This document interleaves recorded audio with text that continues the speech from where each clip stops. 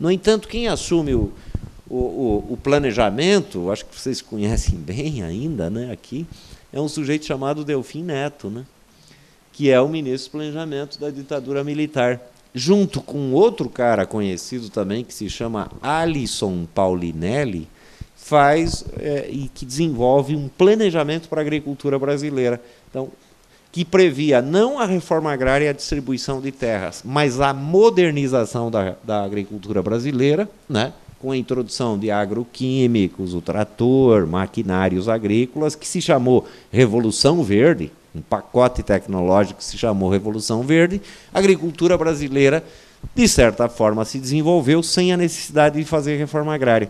Eu estou fazendo esse parênteses para dizer o seguinte: a Europa fez reforma agrária, a França fez reforma agrária, na Itália se fez, né, vários países, como forma, inclusive, de desenvolver o capitalismo nas suas agriculturas.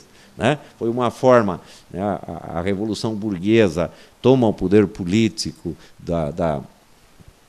dos senhores feudais, né, mas eles se mantêm ainda com muita força as terras. Então, a burguesia é que faz a reforma agrária na Europa, como forma de desenvolver o mercado capitalista. Os Estados Unidos fazem reforma agrária, né, com a colonização principalmente do Oeste, claro, utilizando as terras indígenas e um monte de problemas que tem lá. A China faz, num outro momento, com a Revolução Popular Chinesa, né? O próprio Japão faz a reforma agrária na Segunda Guerra Mundial, acho que foi, né? Provocado pelos Estados Unidos. E, no caso brasileiro, nunca houve reforma agrária. Então, aproveitou-se a propriedade concentrada da terra, desenvolveu-se o pacote tecnológico e a agricultura para cumprir 4 objetivos. Esses foram os objetivos traçados pelo Delfim Neto e o Alisson Paulinelli. Primeiro, produzir para exportação. Veja, desde 64 nós produzimos muito e exportamos muito e continuamos exportando. Segundo objetivo, produzir matérias-primas para as indústrias, né? Terceiro objetivo, produzir comida para o povo. E quarto objetivo, liberar mão de obra do campo para a cidade. Veja, eu acho que muitos de vocês, evidentemente, que estão na cidade há muito tempo, mas muitos, inclusive, daqui vieram da roça. E se nós formos ainda para os pais de vocês, etc., nós vamos verificar que a migração brasileira ela não é tão antiga, ela é recente, porque até 64 nós tínhamos mais de 60% da população vivendo no campo. E hoje nós estamos com 85% da população vivendo na cidade. No caso de São Paulo, nós chegamos a 95% da população vivendo na cidade. Vou dar um exemplo concreto. Em Ribeirão Preto tem mais gente na cadeia do que morando na agricultura. Para a gente ter uma ideia do que isso significa. Então, há um processo de imigração urgente porque as indústrias que começavam a se instalar no Brasil, várias indústrias, precisavam de mão de obra. Então, era preciso instigar a sair da migração do camponês para a cidade para se transformar em operário da construção civil, das metalurgias, etc., nos grandes centros, o que ocorreu, né, com bastante gente. Bom, com isso, nunca se fez reforma agrária. Então, nós continuamos com uma estrutura fundiária altamente concentrada. Para a gente ter uma ideia, 1% dos grandes proprietários, dos maiores proprietários do Brasil, dominam 44% das terras. Enquanto 75% das propriedades no Brasil que estão em pequena agricultura tem só 2,7% das terras. Ou seja, a grande maioria da pequena propriedade que produz mais empregos, inclusive, tem uma fatia de terra tão pequenininha, né? 2,7%, enquanto 1% dos grandes detém 44% das terras cadastradas. Né? Por isso que nós temos essa estrutura fundiária desse jeito. Cidades, qual é o impacto disso, então, de não fazer a reforma agrária e de continuar esse modelo agrícola? Uma concentração urbana muito grande. Então, nós temos um processo de aglomeramento humano muito grande em cidades, como São Paulo, por exemplo, né? Mas não é só São Paulo. Se nós pegarmos a maioria das cidades, hoje viraram grandes megalópolis, né? Nós moramos em Campinas, mas a região metropolitana de Campinas já chega, sei lá, uns 3 milhões ou mais, né? Se juntar todas aquelas cidades. Só Campinas tem 1 milhão, né, de habitantes. Mas aqui em São Paulo, tu passa, toda a grande São Paulo já passa de 20 milhões, né? Está aí perto de 20 milhões, sei lá. Na cidade de São Paulo são 11 milhões, mas se somar tudo aqui... Né? Então, a alta concentração da população nos espaços urbanos.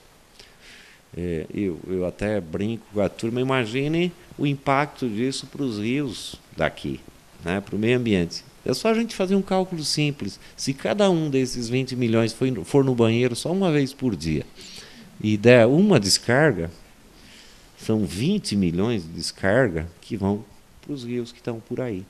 Se cada um daqui produzir só um saco de lixo por dia, são 20 milhões de sacos de lixo que vão para os aterros, para um monte de coisa. É isso. Né? E muita gente chama isso de desenvolvimento. Eu brinco com a... Putz, eu peguei um puta desenvolvimento na Marginal Tietê, né? Hoje não, hoje é sábado, mas todo dia a gente pega um desenvolvimento que... Né? Aliás, a gente entra na Marginal, a gente já sente o cheiro do desenvolvimento. Né? É isso que se chama desenvolvimento. Né? Então, para a indústria, se hoje a humanidade tem 2 bilhões de automóveis já produzidos e vendidos, etc., com a tecnologia mais nova agora, a robótica, etc., para chegar a 3, 4 bilhões de automóveis é daqui para ali. Quem que vai andar daqui uns dias? Pode fazer um monte de elevado, mas cria uma situação que satura o espaço urbano, o estresse da vida é muito intensa, porque as pessoas têm que... Né, cotidianamente estressado. Quem mora, inclusive, na periferia, leva um monte de tempo dentro de ônibus, o carro, para chegar até o trabalho, a volta. Então, no fundo, a maioria das pessoas não vivem dignamente, não tem uma vida digna. Até vou abrir um parênteses, deixar de falar um pouco de reforma agrária aqui, mas essa lógica do lucro leva a que as pessoas, de manhã à noite, você bate cartão de manhã, mas para chegar até o trabalho é um monte, de noite bate cartão, é o tempo todo, mas veja como nós respiramos o capitalismo. Subjetivamente nós pensamos, nós queremos comprar. Qual é o sonho das pessoas? É o consumo, né? Então, eu tenho tal coisa, eu quero comprar tal coisa, eu quero comprar tal coisa. E a gente não vive quase, não convive. A gente passa trabalhando para comprar determinadas coisas, porque se coloca na nossa cabeça que o ter coisas é a felicidade. A possibilidade de ter coisas é a felicidade. Eu brinco com a nossa juventude também, né? Parece que até para namorar você precisa ter alguma... Né? Sei lá, a intermediação de uma coisa. É evidente que para namorar precisa coisas, né? Mas a impressão que dá é que para você arrumar uma namorada você precisa ter um carro. Então não é você que arruma, é o carro, né, que está arrumando. A capacidade de prosear se limita à aquisição de um bem como uma intermediação, e o processo de coisificação do ser humano é uma coisa... Né, estrondosa. Nós nos vemos nas coisas, nós adoramos as coisas e às vezes a gente tem dificuldade de olhar para o amigo, para o vizinho, para o pai, para a mãe, para o filho. Né? Nessa vida, parece que filho pequeno atrapalha, né? E não é à toa que você vê alguns sendo jogados de alguns edifícios de vez em quando, ou vai para bota num negócio aí, né? Deixa eles lá. Senhores, senhoras de idade, que antigamente o que era? Cuidar do pai e da mãe era uma tarefa familiar, né? Quer dizer, parece que atrapalha hoje, né? Então você contrata a mercadoria para botar o pai, a mãe em algum canto, você contrata um serviço para botar o teu filho em algum canto, porque tua vida é levantar de manhã à noite, tal. Você não tem tempo nem para dialogar com a própria família. O diálogo com a família é intermediado pelo equipamento de televisão, que às vezes a gente come na frente da televisão. O filho quer perguntar alguma coisa, você está lá. Né? É a televisão que faz o diálogo. Esse é o cotidiano. É por isso que o Brasil e no mundo, o maior medicamento, o medicamento mais vendido são os antidepressivos. Ou seja, se é uma sociedade tão boa, por que a gente precisa tomar tanto antidepressivo? Nós não somos um país feliz, alegre, etc., de pessoas alegres. Por que o maior medicamento é antidepressivo? Entendeu? E se coloca que efetivamente esse consumo é o que leva à felicidade. Então eu vou comprar alguma coisa que me deixa feliz e com isso eu sou feliz. Então eu estou dizendo tudo isso para dizer que a agricultura não é diferente. Então, além de não se fazer reforma agrária, nós temos um modelo agrícola altamente concentrador, um modelo agrícola que produz comida de péssima qualidade, um modelo agrícola que está sendo esvaziado, a população não está morando mais, né? Um modelo de sociedade altamente concentrado, um modelo de sociedade doente, né? Um modelo de sociedade que enriquece algumas empresas. Vou dar um exemplo agora, empresas do campo, inclusive, financiadas pelo governo, como eu disse antes. Além de as obras do PAC de infraestrutura, o BNDES tem financiado grandes grupos econômicos.